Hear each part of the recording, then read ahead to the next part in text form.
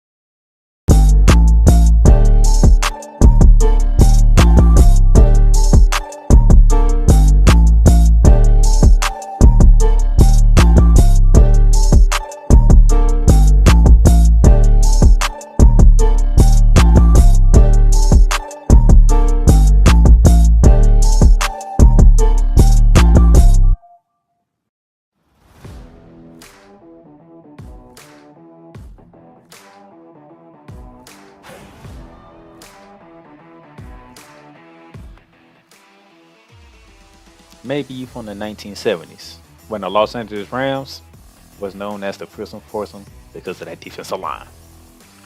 Or maybe you in the city of St. Louis, the gateway to the Midwest, where the greatest show on turf brought home the first ever Super Bowl championship.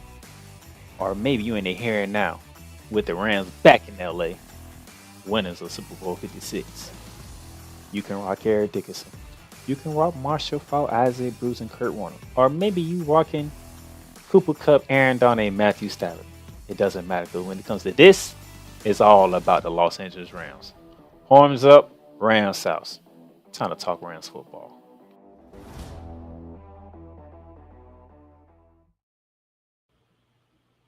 Good afternoon, good people. Ram Nation, how you doing, Ramily? Yes, the boy, the playmaker down there, sons. I am back. All right. Thank you to everybody in Ram Nation that sought sending out your prayers and well wishes. As with me living in the state of Florida, we had Hurricane Milton come rolling through, decimated Central Florida. And my thoughts and prayers are those out there in the Central Florida area. For those who are concerned about me, I am doing very well. Um, didn't have too many damages happening in the city of Jacksonville, Florida. So I'm pretty grateful for that, thankful for that, and that I can return to back in talking Rams football. So I just want to give that out to y'all. Thank y'all for listening on today's show. If you're watching on the Playmakers Ball YouTube channel, thank you for listening in. You can also catch this on Spotify, Apple Podcasts, Amazon Music, iHeartRadio, for those who want to know, and every other podcast directory that's out there that you know. Pandora is one of the ones that Ramily Talk is on as well. So you can find a lot of places to listen to Ramily Talk as we are continuing on with our season 5 of this show, which is remarkable that we are in season 5, pretty much halfway through season 5 as we continue to roll on. But nevertheless, let's get into it. Rams were on a bye week, so with Hurricane coming in, Rams on a bye week kind of worked out in a strange way that I didn't need to talk about the Rams, but I will talk about what happened against the Green Bay Packers 2 weeks ago, and then we're going to preview what's going to happen this Sunday with the Las Vegas Raiders coming to SoFi Stadium. But first, gotta talk. Cooper Cup is trending in the right direction to possibly play this Sunday against the Las Vegas Raiders, and Joe Noteboom returns to practice. Stu Jackson is what we get our news when we talk. When we give anything Ram newsworthy, it mostly comes from Stu Jackson. And it says here, Rams head coach Sean McVay said on Wednesday, Cooper Cup is trending in the right direction, and that is a in that it remains a possibility that the right receiver plays on Sunday against the Las Vegas Raiders. Okay, so they went through practice yesterday, and then we're gonna see about today. Between today and tomorrow, if it didn't already announce, we'll we have a get official word if Cooper Cup will be returning from his ankle injury or not. Also, the Rams opened the 21-day practice window for offensive lineman Joe Noteboom, giving them 3 weeks to determine whether to activate him off the injury reserve. He was officially listed as a limit participant in Wednesday's practice. So that's good news for the offensive line. Let's see if we can get Joe Noteboom off IR. Those of you who are asking about Puka Nakua, they are holding him out for this game and looking towards our Thursday night game next Thursday when the Minnesota Vikings, the undefeated Minnesota Vikings as of right now, come walking into SoFi Stadium. So we got a big game coming up next week, but we have to focus on this week coming up. And to doing so, let's talk about what took place 2 weeks ago against the Green Bay Packers. It was Jordan Love's second game back from his knee injury for the Green Bay Packers. And we had a golden opportunity to win this game. Did we take advantage of it? As you know, we did not. 24-19, we took an L to the Green Bay Packers. Yet again, despite being at home this time, we still lose to the Green Bay Packers. It's just gut wrenching, to be honest. The Rams fall to 1-4 on the year. Green Bay moves to 3-2 on the year, which is what they need because that NFC North Division is off the chain. Minnesota's undefeated. The Detroit Lions are like 5-1. You got Green Bay at 3-2, and the Chicago Bears are, I think the Bears are 4-2, but they won over Jacksonville over in London this past weekend. So the NFC North is being quite competitive now, and for us, we are at the basement of the NFC West at 1-4, but we're not out of the thick of it yet, and I'll get to why later. 370 yards of total offense for the Rams, 328 total offense for the Green Bay Packers. The Rams had 2 turnovers. Green Bay won. The Rams controlled the ball for over 5 minutes more than Green Bay Packers, but it doesn't matter because it was a 24 Packers, 19 Rams. That's the whole thing that matters. Jordan Love threw for 224 yards, 2 touchdowns, and an interception. Josh Jacobs, 73 rushing yards and a touchdown. Tyler Kroft, the tight end for the Packers, 2 touchdowns on us. One of which we did not cover him at all, and he was wide open and got to run his way right into the end zone. Where's the defense? Where's the defense on that? And then Matthew Stafford, 260 passing yards, 1 touchdown, 1 pick. Kerryon Williams with 22 carries, 102 yards rushing with a touchdown. I believe Kerryon Williams has scored in every game we played this year. If my memory serves me correct, I think he has scored every game we have played this year. He has scored in all 5 games. He had a couple of touchdowns against Detroit. Had a touchdown against the Arizona Cardinals when we got our ass whooped. Scored against the San Francisco 49ers. I think he scored twice against the San Francisco 49ers. He scored against the Chicago Bears, and that's a game we should have won as well. And he scored in week 5. So yes, he has scored in every game we played this year. Jordan Winnington filling in for Puka Nakua / Cooper Cup, 7 catches, 89 yards. Tutu Atwell had a couple of catches. DeMarcus Robinson had some catches. But for some reason, we just can't pull out these wins. Outside of the Arizona game, all the other games have been within reach for us to win. Now, as a matter of fact, in every game outside the Arizona game, we had opportunities to win the game, and we didn't take advantage of it. Opportunities to win, we didn't take advantage of it.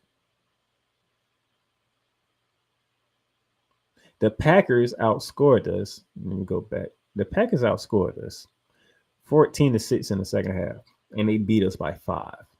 Meaning we went into a halftime with the lead. We had a 13-10 lead at halftime, and we couldn't take advantage in the second half, and we lost the game. We had Detroit on the ropes opening night, Sunday Night Football. We had Detroit on the ropes. Didn't take advantage of it. We had Chicago on the ropes at Soldier Field 3 weeks ago. Didn't take advantage of it. For whatever reason, when it comes to Sean McVay and this offense, we're not taking advantage of scoring opportunities when we have them. We're just not. We selling for field goals. Defense is giving up touchdowns. Not going to work. For whatever reason, it's not working. It's not clicking. And that's a problem. We need things to click on the offense. Okay? Because eventually, defense is going to give up points. We gave up 24 in that loss.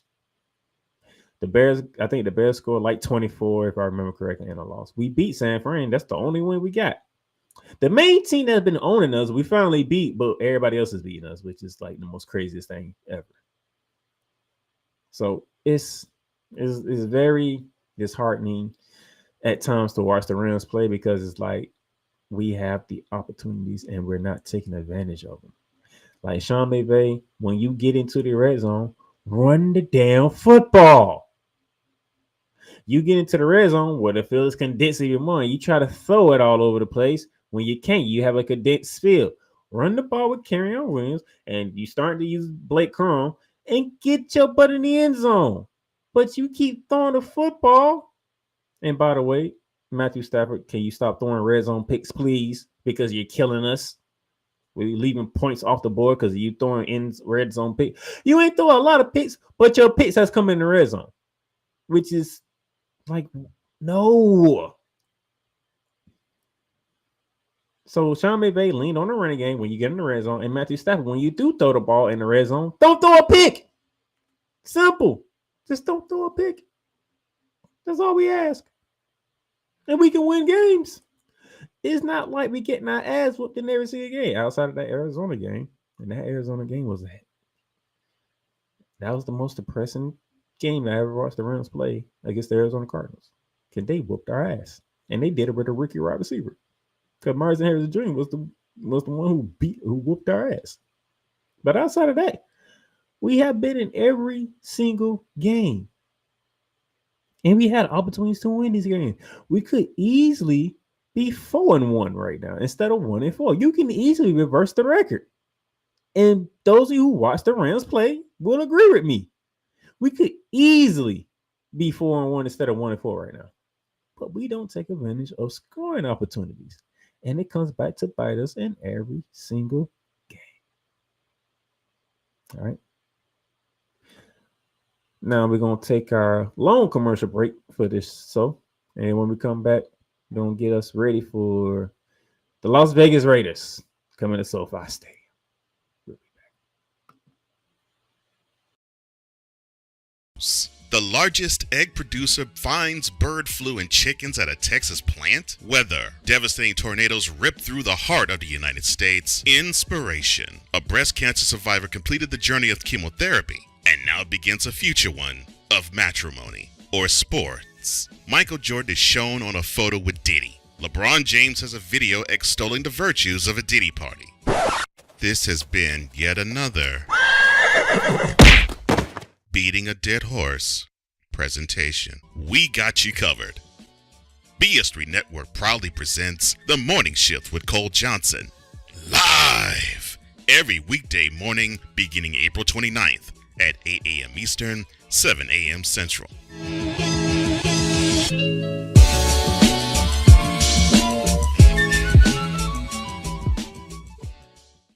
Poppy J. You got the option to cry for the government. You got the option to protest. You got the option to keep buying. But this is also an option. Wise El Jefe. We're the first tech geeks. We're the first gamers. We're the first everything. Everything. Like Gen X's, we are the ones. BS3 Network proudly presents the crew from the New York boroughs who never wants that smoke. Nah. They want that fire. Bobby J and Wise El Jefe, Fridays at 9 p.m. Eastern, 8 p.m. Central. Check your local listings for your viewing and listening pleasure.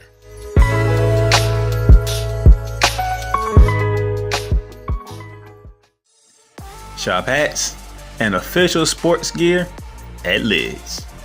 Lids is the leader and #1 destination for hats, gears, and everything that moves you, making it the perfect shop for fans to find official sports hats, merchandise, and gear. Represent your team, your town, and your style with a snapback adjustable fitted hat or beanie from thousands of college and pro teams.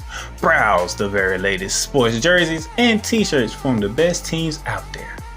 Lids has officially licensed professional and college sport team apparel and hats featuring the hottest brands and trends. Shop online or visit one of the 100 stores across the country. Locker Rooms by Lids. Join Ryan McCarthy I became a Jets fan because Kermit the Frog was my favorite Muppet because he was green, and the Jets wore green. That's how I became a Jets fan. and Dustin Henry ESPN is cashing all in on let's pay a few personalities and we'll just kind of fill in the gaps. as they walk you through all of the world of sports from their perspective. The Albany Empire, it's a literal circus. No credentials required. Where, Ryan, say the tag. Where you don't need a press pass to talk sports. Every Monday at 8 p.m. Eastern, 7 p.m. Central. On YouTube and where you can find all podcasts. Hey, Eagles fan. Join my man Cool McCain and a host of others as they break down every single game, every single week in an objective manner, and also from a fan's perspective as well. Remember, this cast feels just like you. Nobody likes you. And you don't care. Fly, Eagles, fly. Eagles Elite Podcast. Every Wednesday at 8:30 p.m. Eastern on YouTube and other podcast outlets.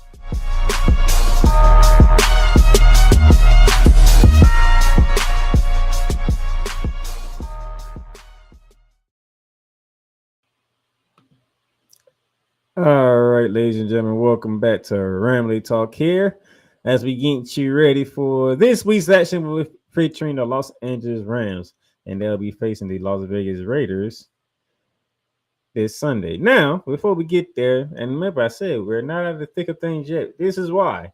Even though we're 1-4 on the year, San Francisco's win last Thursday night over the Seattle Seahawks makes both of them 3-3, and we already beat San Francisco. So you can technically say we are 2 games, a game and a half behind in the NFC West battle. Arizona Cardinals, they are 2-4.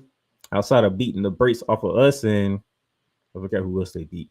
They haven't been looking pretty good. Okay. The Seahawks are on a 3-game losing streak. The Arizona Cardinals are on a 2-game losing streak, if I remember correctly. So we're not out of it. Despite being 1-4, we're not out of it. Get some guys healthy. Get Cooper Kupp back. Get Joe Noteboom back. Get Puka Nacua next Thursday night, hopefully, against the Minnesota Vikings. And if we can get on a 2-game winning streak, winning this game and next Thursday's game, things look different. We go to 3-4. And things look up, see what San Fran does. Could they? When I look at the San Francisco 49ers and the Kansas City Chiefs, so that's something. That's a game that I'll be looking forward to watching this weekend. I know we play. I'm gonna get to where we play at and stuff like that, but for us, the division wise, so I'm looking forward to that game. We have the Seattle Seahawks. They are in the ATL to take on the Atlanta Falcons. I say 1 p.m. on Fox. Okay. I already talked about San Fran and Kansas City. That's 4:25 on Fox. And then the Arizona Cardinals, they are hosting the Los Angeles Chargers. That's 9 p.m. on ESPN Plus. Guess what? All 3 of those games are losable for every one of them teams. So if we can handle business against Las Vegas Raiders, and let's say we go 2-4, we beat the Raiders, it's a very possibility that the San Francisco 49ers lose to the Chiefs. That puts them at 3-4. It's very possibility that Kirk Cousins outdoes Geno Smith. That makes the Seahawks 3-4. And the way that the LA Chargers like to run the ball now with J.K. Dobbins and make Justin Herbert throw when he needs to throw, it's possible that the Arizona Cardinals could fall to 2-5. And if that happens, we move above the Arizona Cardinals because they have 5 losses to only 4 of us because we had a bye week. They haven't had theirs yet. And then all of a sudden, we just a game back before top spot in the NFC West. So, Remy, there's still hope. There's still a chance. But first order of business, the very first order of business, we got to take on the Las Vegas Raiders at SoFi Stadium. 4:05 on CBS. Now, before we get to the player numbers, let's get to the teams and how they fare in the NFL thus far through week 6 of the NFL season. The Raiders are scoring an average of 18.2 points per game. That is 23rd in the NFL for some reason. We're scoring 18th in the league because I guess because with the Raiders having an extra game that adds more value to theirs and us, we are scoring 18.8 per game, which is 29th. They have 236 yards per passing. We have 247.6 per passing. Rushing 79 for the Raiders, almost 80, and we're closing in on 100. We're at 97. So we are starting to try to run a little bit more. Not good enough though, Sean McVay. Need you to do more. Okay, got to do more. The Raiders have 14 sacks on the year. We have 9. And both teams come in with 2 EITs on the year. So now let's get to the players. At one point, Gardner Minshew was the starting quarterback. He had thrown for 1,000, just over 1,000 yards with 4 touchdowns and 5 interceptions. But the Raiders made a quarterback change, and this past week for the Los Angeles Raiders, they started Aiden O'Connell against the Pittsburgh Steelers. And then against the Pittsburgh Steelers, but they lost 32-13 in that game. Aiden O'Connor was, let me get you his numbers, 27 out of 24 passes, 227 yards through the air, 1 touchdown, 1 pick. He was sacked 1 time for 9 yards. He had a QBR of 47.9. Okay. Alexander Madison, not even at 200 yards rushing through 6 games with the Raiders, but he does have 3 rushing touchdowns. Against the Pittsburgh Steelers, he had 14 carries for 33 yards and a touchdown. That is 2.4 yards per carry against the Pittsburgh Steelers, who have a great defense, by the way. Okay. Their leading receiver is rookie tight end Brock Bowers, 37 catches, 384 yards receiving yards, and 1 touchdown. He was the leading receiver for against the Pittsburgh Steelers on Sunday with 9 catches, 71 yards. Oh, and by the way, did I forget to mention? The Las Vegas Raiders traded Davante Adams to the New York Jets. So instead of seeing Davante Adams this week, in week 7, we'll be seeing them week 16 when we go to MetLife Stadium to get played against Aaron Rodgers and the New York Jets, which is good. Matthew Stafford threw 5 games because we had a bad week. He's over 1,200 yards passing with 3 touchdowns, 3 interceptions. Kerryon Williams is at 360 rushing yards with 6 touchdowns. And our leading receiver for right now is Tutu Atwell with 17 catches, 281 receiving yards. Okay. We need this win. We got to have this win. This is a very important win. If we can go to 2-4 and put them at 2-5, we are in the hunt for the division still because the division is not getting away from us. So we have to start somewhere, and it starts this Sunday at 4:05. Now, ESPN Bet has it 6.5 in favor of the home team Rams. They don't like what they're seeing from the Las Vegas Raiders, and they feel like with the Rams coming off a bye week, and it's a possibility that Cooper Kupp plays with Matthew Stafford getting healthy, the offensive line getting healthy, we can make some things happen. What we have to do is get pressure on Aiden O'Connor, make sure Allison Madison and that running game doesn't get started because they don't have a running game to speak of. So let's keep that status quo for us and make sure they don't have a running game. Get personal Aiden O'Connell with a Brian Young on one side, Tavares first on the other side. We got Brandon Fitz and Kobe Young with interior pressure. And let's do what we need to do. They don't have no stud receiver. Brock Bowers a rookie. I know what he can do. Play at the University of Georgia. I watched him at Georgia because I am a Florida Gator fan, so I know what Brock Bowers is capable of. But they have no wide receivers that should scare us. Okay, so if you can play disciplined football, and I do put discipline in all capital letters, we should be able to win this game and handle business against the Las Vegas Raiders to get to 2-4 on the year. All right, that will do it for this edition of Ramily Talk. Quite short episode here. Hopefully, we handle business this Sunday. We get to 2-4 on the year. And then when I come back next week, we're going to be talking Thursday Night Football as we host the undefeated Minnesota Vikings in a great start that they're having. Thank y'all for tuning in. Remember, the Playmakers Blog Network YouTube channel is where you're catching this video at. All the audios, Spotify, Apple Podcasts, Amazon Music, iHeartRadio, Pandora, and whatever else you listen to your podcast is at. I am the Playmaker signing off, Ram Nation. Y'all enjoy the game Sunday. I will see y'all next week. For tuning into Ramily Talk. Ramily Talk is sponsored by Fanatics, Lids, and Paramount Plus. Get your favorite sports appeal with Fanatics or Lids, and get great streaming service with Paramount Plus. If you want to donate to the program, you can donate to us via Cash App, $D Playmakers. That is again, $D Playmakers. And remember, you can follow and subscribe to Ramily Talk on all podcast directories, including Apple, Google, Spotify, Amazon Music, and YouTube. And those of you who are on Apple, leave us a rate review, leave comments on how you feel about Ramily Talk and the episode that you listen to. Tune in again next time for more